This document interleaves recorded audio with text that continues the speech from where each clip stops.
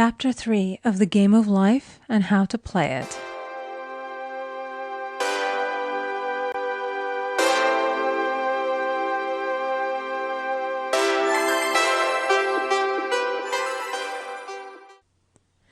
The Game of Life and How to Play It by Florence Scovel Shinn.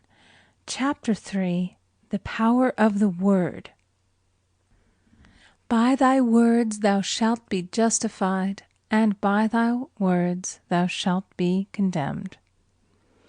A person knowing the power of the word becomes very careful of his conversation.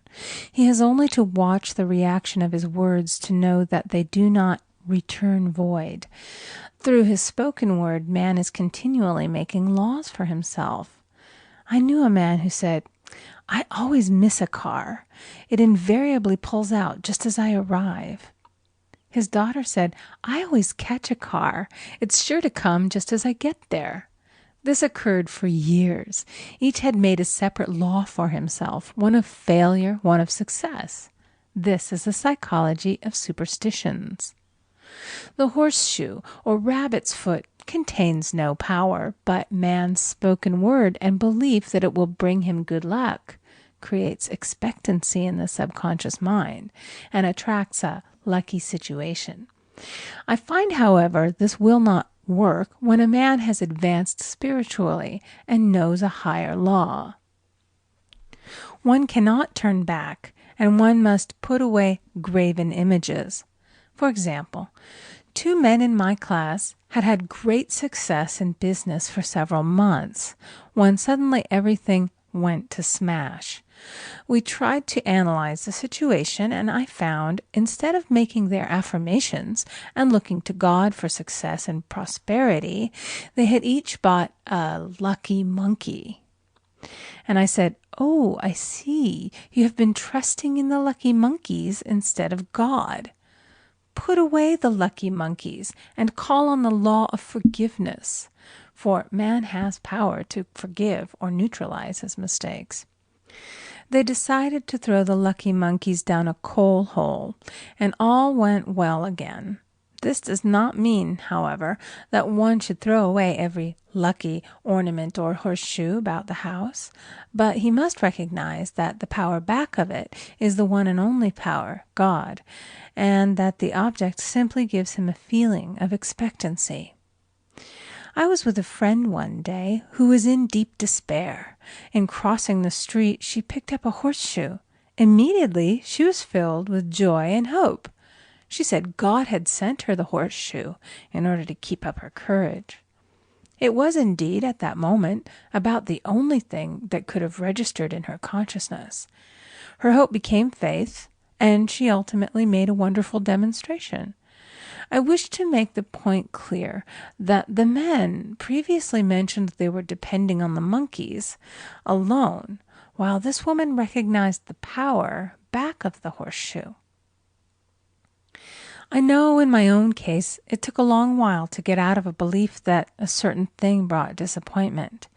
If the thing happened, disappointment invariably followed.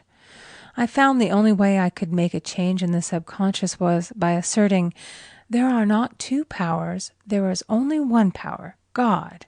Therefore, there are no disappointments, and this means a happy surprise. I noticed a change at once, and happy surprises commenced coming my way.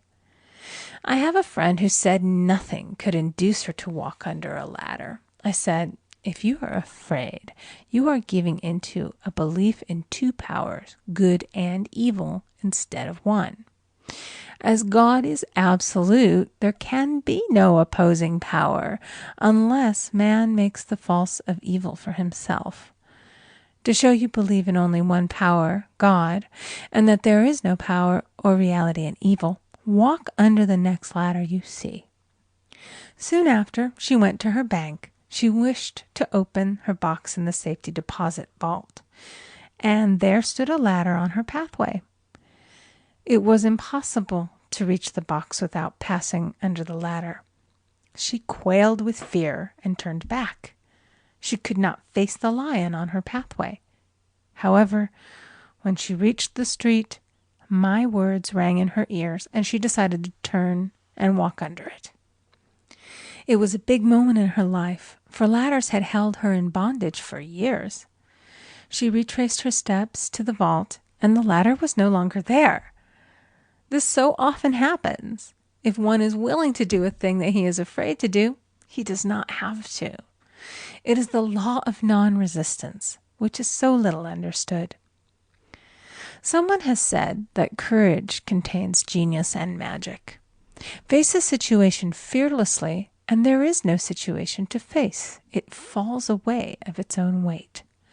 The explanation is that fear attracted the ladder on the woman's pathway, and fearlessness removed it. Thus, the invisible forces are ever working for the man who is always pulling the strings himself, though he does not know it. Owing to the vibratory power of words, whatever man voices, he begins to attract. People who continually speak of disease invariably attract it. After man knows the truth, he cannot be too careful of his words. For example, I have a friend who often says on the phone, "Do come to see me and have a fine old-fashioned chat." This old-fashioned chat means an hour of about 500 to 1,000 destructive words, the principal topics being loss, lack, failure, and sickness. I reply, "No, thank you. I've had enough old-fashioned chats in my life. They are too expensive, but I will be glad to have a new-fashioned chat and talk about what we want, not what we don't want." There is an old saying that man only dares to use his words for 3 purposes: to heal, bless, or prosper. What man says of others will be said of him, and what he wishes for another he is wishing for himself. Curses like chickens come home to roost. If a man wishes someone bad luck, he is sure to attract bad luck himself. If he wishes to aid someone to success, he is wishing and aiding himself to success. The body may be renewed and transformed through the spoken word and clear vision, and disease be completely wiped out of the consciousness. The metaphysician knows that all disease has a mental correspondence, and in order to heal the body, one must first heal the soul. The soul is the subconscious mind, and it must be saved from wrong thinking. In the 23rd Psalm we read, "He restoreth my soul." This means that the subconscious mind or soul must be restored with the right ideas, and the mystical marriage is the marriage of the soul and the spirit, or the subconscious and superconscious mind. They must be one. When the subconscious is flooded with the perfect ideas of the superconscious, God and man are one. I and the Father are one. That is, he is one with the realm of perfect ideas. He is the man made in God's likeness and image, imagination, and is given power and dominion over all created things, his mind, body, and affairs. It is safe to say that all sickness and unhappiness come from the violation of the law of love. A new commandment I give unto you, love one another. And in the game of life, love or goodwill takes every trick. For example, a woman I know had, for years, an appearance of a terrible skin disease. The doctors told her it was incurable, and she was in despair. She was on the stage, and she feared she would soon have to give up her profession, and she had no other means of support. She, however, procured a good engagement, and on the opening night made a great hit. She received flattering notices from the critics, and was joyful and elated. The next day she received a notice of dismissal. A man in the cast had been jealous of her success and had caused her to be sent away. She felt hatred and resentment taking complete possession of her, and she cried out, "Oh God, don't let me hate that man." That night she worked for hours in the silence. She said, I soon came into very deep silence. I seemed to be at peace with myself, with the man, and with the whole world. I continued this for 2 following nights, and on the 3rd day, I found I was healed completely of the skin disease. In asking for love or goodwill, she had fulfilled the law, for love is the fulfilling of the law. And the disease, which came from the subconscious resentment, was wiped out. Continual criticism produces rheumatism, as critical, inharmonious thoughts cause unnatural deposits in the blood which settle in the joints. False growths are caused by jealousy, hatred, unforgiveness, fear, etc. Every disease is caused by a mind not at ease. I said once in my class, there is no use asking anyone, what's the matter with you? We might as well just say, who's the matter with you? Unforgiveness is the most prolific cause of disease. It will harden arteries or liver and affect the eyesight. In its train are endless ills. I called on a woman one day who said she was ill from having eaten a poisoned oyster. I replied, "Oh no, the oyster was harmless. You poisoned the oyster. What's the matter with you?" She answered, "Oh, about 19 people." She had quarreled with 19 people and had become so inharmonious that she attracted the wrong oyster.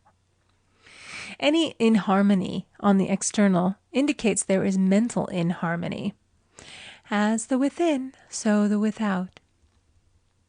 Man's only enemies are within himself, and a man's foes shall be they of his own household. Personality is one of the last enemies to be overcome, as this planet is taking its initiation in love. It was Christ's message, peace on earth, goodwill toward man. The enlightened man, therefore, endeavors to perfect himself upon his neighbor. His work is within himself, to send out goodwill and blessings to every man, and the marvelous thing is that if one blesses a man, he has no power to harm him. For example, a man came to me asking him to treat for success in business.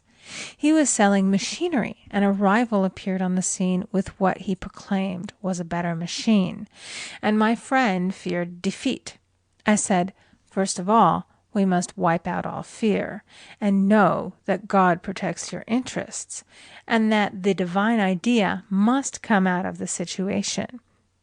That is, the right machine will be sold by the right man to the right man.